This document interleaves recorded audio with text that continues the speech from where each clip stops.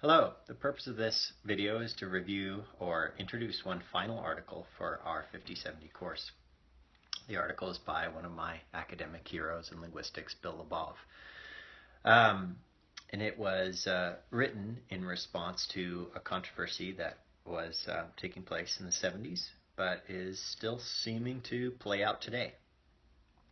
So you're all in a program that is designed to help you work in schools or to prepare you to work in schools that for many people have been deemed to be failing schools.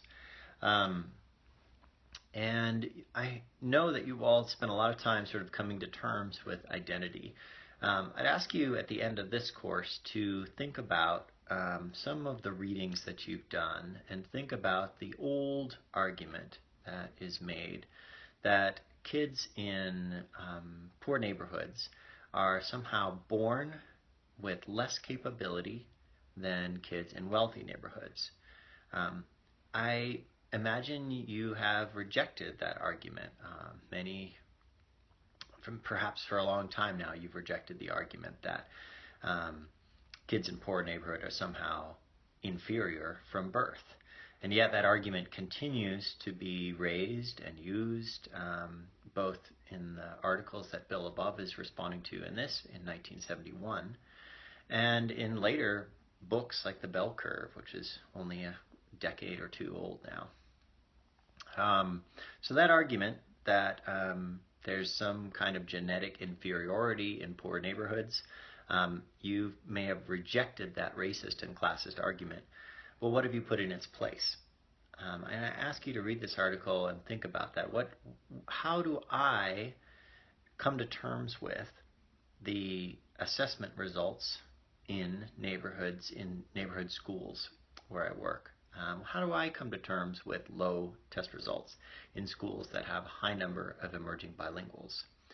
Do I, as I heard students say during a recent PLA discussion, say, well, we can't really expect students who have experienced trauma to succeed on tests, on assessments, on state assessments. And also in that same discussion, we can't really expect ELLs, that's their term, emerging bilinguals, to succeed on assessments. Do you share that view? And is that an asset or a deficit view? Is it a lower expectations? Does it show something about expectations for certain students in certain schools? And if you have a response to that idea that we shouldn't have high expectations for all students, what does that response entail? At the time that this article was written, a number of academics responded critically to the idea that the racist and classist idea that poor neighborhoods have kids that are born inferior, and they responded with the idea that it's the home environment and the fact that they may not speak English or standard English that really puts these kids at a disadvantage. And Bill Labov in this article writes a third perspective that really runs counter to the first two, that we can reject the idea that kids are sort of born inferior, but that we can also reject the focus on the home environment as the problem. And as a teacher, when you come across students that really make you question your expectations from them, it's really important to have this article in your background knowledge. When you come across a student, and especially at the beginning of this year coming up, who responds to all of your questions with monosyllabic single word answers like nope, do you find yourself lowering your expectations of that student?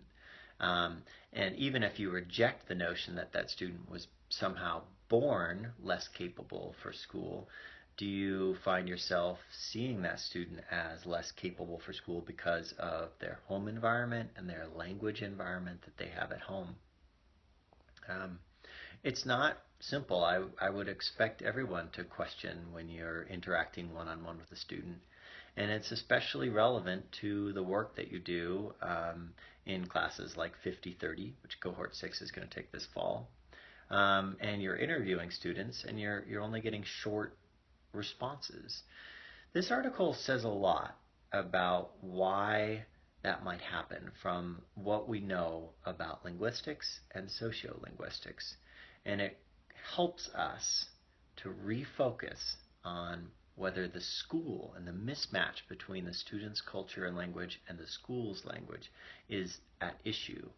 It helps us focus on our work as a teacher and not focus on the work of the parents or the community in raising the child. So I feel like this article is a really powerful way to conclude our understanding of language and the way students interact with language in school, especially with your understanding of sociolinguistics that you wrestled with in the article by Reagan. I hope you take this article with you as a response to the low expectations that you're bound to hear as you take on a leadership role in your schools and advocate for culturally and linguistically diverse students.